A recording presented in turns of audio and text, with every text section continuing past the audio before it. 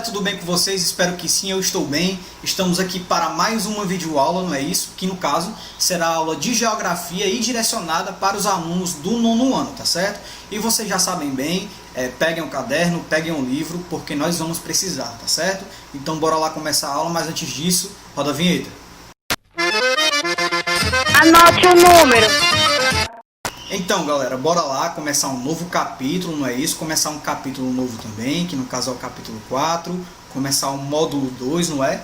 Então, a partir disso a gente já sabe, né? A gente tem em mente que já conseguimos concluir o módulo 1, que tem o capítulo 1, 2 e 3 na sua estrutura, tá? Então a gente já conseguiu terminar o capítulo 1, 2 e 3 do módulo 1. E hoje a gente vai dar início ao módulo 2, na verdade, né? A partir do capítulo 4, que vai falar sobre os desafios políticos que envolvem a Ásia, tá? Então, no decorrer dessas nossas próximas aulas, dessas nossas próximas videoaulas, nós vamos discutir o capítulo 4, que vai abordar de forma mais específica aí o contexto geopolítico, econômico, social, cultural da Ásia, tá?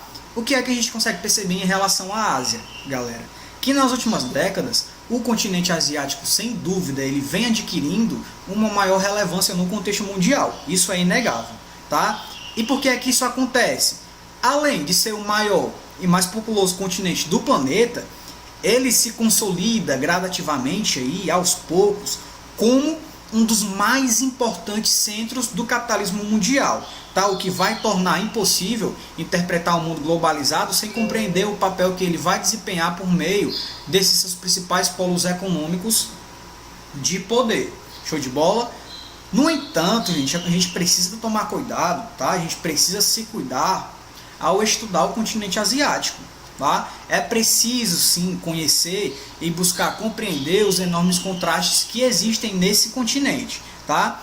O que é que a gente precisa perceber? Que ele, né, também apresenta a coexistência do antigo e do novo, né, das características antigas, e adquire novas características no contexto atual. A pobreza e a riqueza são contrastes que existem no contexto desse continente também. As práticas rudimentares e a tecnologia de ponta e de diferentes tradições culturais e religiosas também, tá? Então, interpretar e compreender a construção desse mosaico, sem dúvida nenhuma, se encontra como uma dinâmica desafiadora, tá? Então, é sobre o continente asiático, sobre os desafios políticos que envolvem a Ásia, que a gente vai discutir no decorrer do capítulo 4 e no decorrer das próximas aulas, tá? O nosso objetivo nessa videoaula aqui vai ser discutir a Ásia no cenário geopolítico mundial, tá bom? Então a gente vai explanar aqui de forma bem objetiva, vai fazer um resumão sobre a Ásia nesse cenário geopolítico mundial. Show de bola? Então bora lá começar. Então, galera, bora lá, ó. Ásia no cenário geopolítico mundial, tá? Porém, antes de fato realizar essa discussão de um cenário global atual, a gente precisa contextualizar historicamente essas condições que fizeram com que a Ásia chegasse aonde está hoje, tá certo? Então a gente vai voltar um pouco lá na história para entender como foi que a Ásia, né, que o continente asiático de fato se estruturou geopoliticamente, tá? De antemão, em relação à Ásia, o que é que a gente tem? A gente sabe que a Ásia foi um dos cenários ali que de fato deu condições para que muitas civilizações existissem, não é? Então a gente tem muitas culturas milenares ali no contexto do continente asiático, tá? Porém, na perspectiva geopolítica, galera, a Ásia, em séculos anteriores ali, ela teve uma importância, de certa forma, não tão importante, tá? Então, no contexto geopolítico, historicamente, a Ásia ela não foi um continente tão importante, foi um continente, de certa forma, periférico nessa perspectiva geopolítica, tá? Porém, a gente precisa lembrar que essa situação está mudando no contexto atual. E quando a gente fala de um país do continente asiático, de forma mais específica, a gente pode citar a China, que está aí com uma importância econômica atual grande, hein? O que foi que a gente teve no século XIX, galera, a partir da expansão do capitalismo e a partir da descolonização americana também. Os países europeus, eles começaram a expandir os seus interesses, certo? E se direcionaram principalmente ali para o continente asiático, tá? A procura de mão de obra, a procura de recursos naturais, de matéria-prima, tá certo? Mão de obra barata também. Então, a Ásia ali, ela começou a ganhar um pouco mais de importância no cenário do continente europeu, inclusive, no contexto mundial, tá certo? Esse foi o início, de fato. E esse movimento marcou, sim, profundamente aí o contexto histórico da Ásia, tá? Aí vocês podem levantar um questionamento, né, a partir disso que eu falei. Tá, Wesley, então, com o fim do neocolonialismo, ali de certa forma, durante a Guerra Fria, a Ásia começou a ter paz?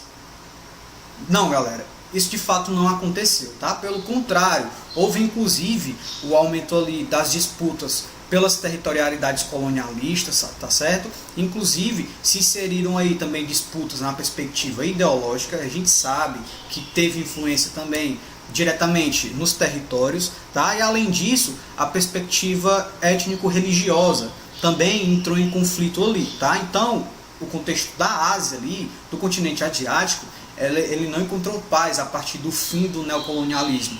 Além disso, galera, a gente precisa ter em mente que no contexto da Ásia, ali, né, do continente asiático, no período da Guerra Fria, existiam disputas ideológicas, não é, entre o capitalismo e o socialismo, tá? Aliado a isso, em um momento anterior, no contexto do continente asiático, existiram momentos em que houve a inserção da ideologia socialista, não é, de governos socialistas, ali no contexto da Ásia. Então os Estados Unidos começou a criar uma atenção maior em relação a isso, né? Começou a se preocupar com a escalada socialista no contexto do território asiático, tá? Então os Estados Unidos começou a elaborar planos aí, medidas para tentar reverter essa situação e tentar diminuir essa influência socialista no continente asiático, tá? Então os Estados Unidos ali interferiu economicamente, politicamente e militarmente também, tá certo?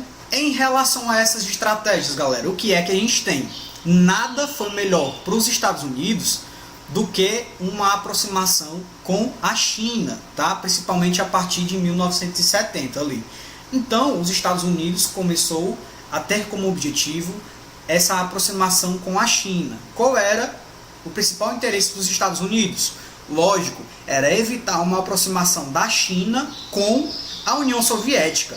Isso iria fortalecer muito o socialismo no contexto ali da Ásia, tá certo? Então, os Estados Unidos tinham como objetivo distanciar a China da União Soviética, tá certo? E de fato conseguiu fazer isso, tá? A União Soviética não teve ali uma boa relação com a China, tá certo? Entraram em divergências, inclusive, tá?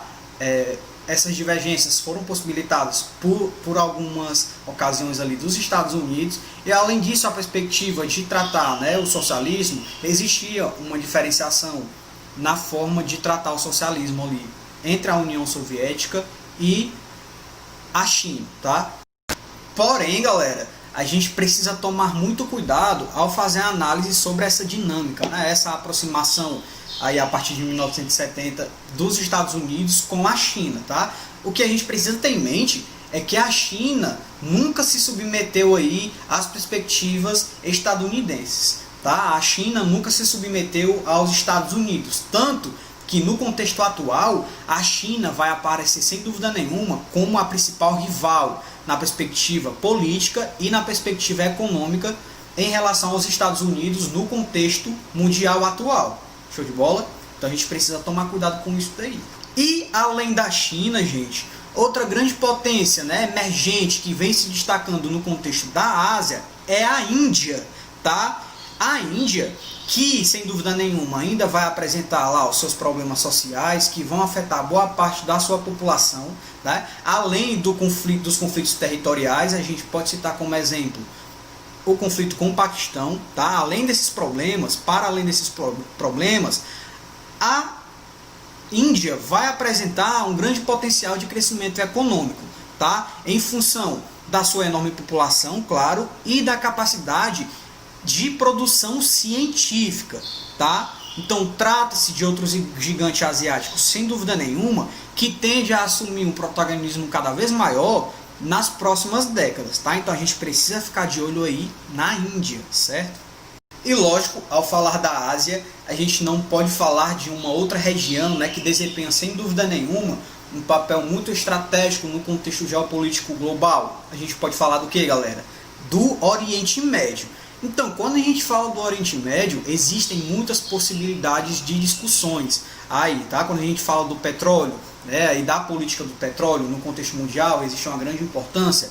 Além disso, as diferenças religiosas e culturais que se materializam no contexto do território do Oriente Médio possibilitam inúmeros conflitos, tá? Então, inclusive, quando a gente pensa em Oriente Médio, atualmente, a gente já liga a conflito, né? As diversidades étnicas, culturais, religiosas, políticas são imensas no contexto do território do Oriente Médio, tá? Então, há a possibilidade de muitas discussões que, inclusive, a gente vai estudar de forma mais específica e de forma mais detalhada o Oriente Médio. Então, a partir do que a gente viu aqui, a gente já tem a possibilidade, sem dúvida nenhuma, de levantar alguns questionamentos, não é? A gente percebeu que a Ásia apresenta grandes potencialidades, sem dúvida nenhuma, econômicas, né? Na perspectiva tecnológica principalmente, enfim, mas também apresenta grandes fragilidades, né? Em relação aos conflitos que são imensos também, na perspectiva ideológica, cultural, enfim, política, tá?